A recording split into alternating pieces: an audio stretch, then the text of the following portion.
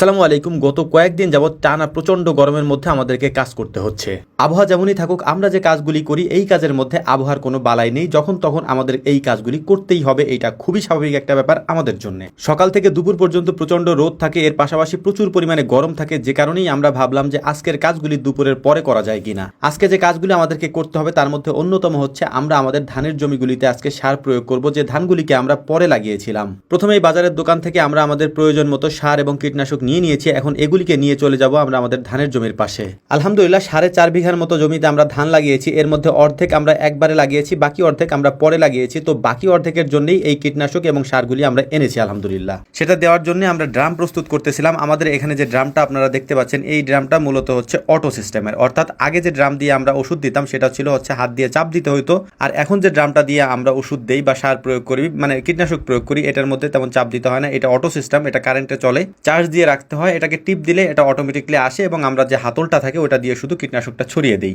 যদিও এখন একেবারে পরন্ত বিকাল, আকাশে রোদ নেই, তারপরও প্রচন্ড গরমের মধ্যে এই কাজগুলি আমাদেরকে করতে হবে। এর পাশাপাশি আমরা যে পোশাক আশাক পরে আসি, অর্থাৎ আমার গায়ে একটা টি শার্ট থাকে, টি শার্টের উপরে আবারও শার্ট পরতে হয়, কারণ এই কীটনাশকগুলি মুখে বা শরীরে লাগলে অনেক বেশি ক্ষতি হওয়ার সম্ভাবনা আছে, যে কারণে এই মুখও আমাদের পরিপূর্ণভাবে বেঁধে নিতে হয়। এর পাশাপাশি শরীরে আমরা বাড়তি কাপড় চোপড় পরে রাখি যাতে শরীরে এই কীটনাশকগুলি না লাগে। আমাদের এই ধানের জমিটা 18 কাঠার মতো। এই 18 কাঠাতে কীটনাশক দেওয়ার পর আমার অবস্থা একেবারেই খারাপ, কারণ প্রচন্ড গরম, এত বেশি পরিমাণে গরম যেটা আসলে ভাষায় প্রকাশ করার মতো না। এই সিজনে মনে হয় আজকেই এত বেশি গরম পড়েছে। এর পাশাপাশি মোটা কাপড় চোপড় পরার কারণে আরো বেশি গরম লাগতেছিল। আলহামদুলিল্লাহ কীটনাশকটা আমরা দিয়ে দিয়েছি। এর পাশাপাশি সজীব মামা এখানে সার বুনে দিচ্ছিল, কারণ আমরা একসাথে দুজনে যদি এই কাজগুলি না করি তাহলে আমাদেরকে এই কাজগুলি শেষ করতে করতে একেবারে সন্ধ্যা হয়ে যাবে। যদিও সন্ধ্যার আগ পর্যন্ত আমরা এই কাজগুলি করব, সন্ধ্যার পরেও হয়তো আমাদেরকে কাজগুলি করতে হতে পারে, কারণ আমরা সময় মেনটেন করতে পারবো না। আমরা যেহেতু একটু পরেই এসেছি গরমের কারণে, এই জন্যই মূলত সন্ধ্যা হতে পারে বা রাতও হতে পারে আজকে। কীটনাশক দেওয়া হয়ে যাওয়ার পর সজীব মামাকে তার কাজেও হেল্প করলাম, কারণ সার দিতে সময় বেশি লাগে, কীটনাশক দিতে অত সময় লাগেনি। তাই আমরা এখন এখান থেকে কাজ শেষ করে আমরা অন্য জমিতে চলে যাব।